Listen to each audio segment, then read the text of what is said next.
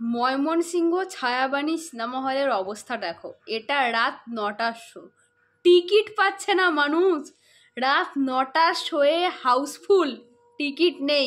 দর্শকদের ভিড়টা একবার তোমরা জাস্ট দেখো। এইরকম ক্রেজ চলছে রাজকুমারের সারা বাংলাদেশ জুড়ে। Hello guys, I am Riya and welcome back to my channel. তোমাদেরকে আর কি বলবো বলো। এই ছবিটা গতকাল রাত্রের ছবি, ময়মনসিংহ ছায়াবনী সিনেমা হলের ছবি। কেউ একজন তুলে পোস্ট করেছেন, আমি ফেসবুক থেকে ছবিটা পেয়েছি এবং ভিডিওটা আমার তখন বানানো হয়নি। হঠাৎ করে আমি আবার ছবিটা পেলাম এবং ভাবলাম যে না, এই ব্যাপারটা তুলে ধরতেই হবে।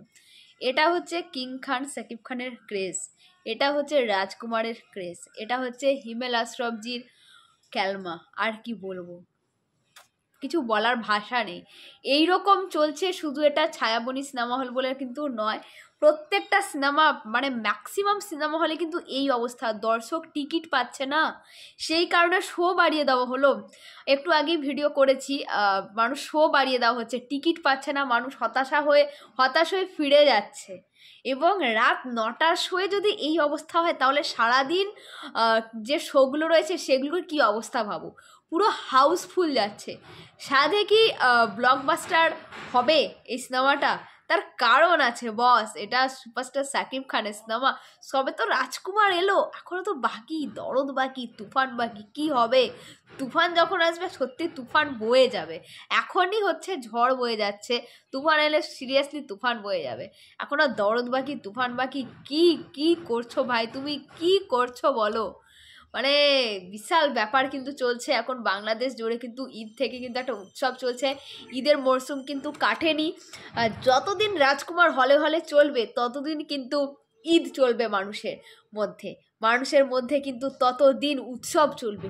হতে থাকুক, চলুক, দীর্ঘদিন ধরে রাজকুমার চলুক, এটাই কাম্য, এটাই সবাই চায়। কারণ মানুষজন যাতে মন খুলে রাজকুমার দেখতে পারে এবং রাজকুমার দেখে নিজের ফিলিংসটা ব্যক্ত করতে পারে, মানুষ ভালোবাসা দিক। এটাই প্রত্যেকটা হিরোর কাছে, প্রত্যেকটা পরিচালকের কাছে, প্রত্যেকটা সাকিবিয়ান এটাই চায়। এটা হোক, এটা হওয়াটা দরকার। কিন্তু এই শো বাড়িয়ে ব্যাপারটা কিন্তু ভীষণ ভালো হলো, যাতে যে সমস্ত মানুষরা ফিরে যাচ্ছিল তারা কিন্তু সিনেমা দেখতে পারবে, দেখে ফিরতে পারবে। শুধু শুধু ফিরে যাওয়ার থেকে তারা সিনেমা দেখে ফিরুক, এটাই চাই।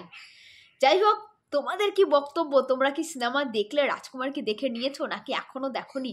যদি না দেখো, তাড়াতাড়ি টিকিটটা বুক করো এবং তোমাদের বাড়ির সামনে যে হল রয়েছে, সেটা সিঙ্গেল স্ক্রিন হোক কি সিনেপ্লেক্স হোক, তোমরা যাও, দেখে আসো, তোমরা রাজকুমার দেখে এসো। সমস্ত সিনেমা হলে কিন্তু এই অবস্থা, শুধু সিঙ্গেল স্ক্রিন বলে না, সিনেপ্লেক্সেও কিন্তু এই একই অবস্থা, এইরকম অবস্থা, এইরকম ক্রেজ প্রত্যেকটা সিনেমা হলে। খবর তো আসছে, জানতে পারছি।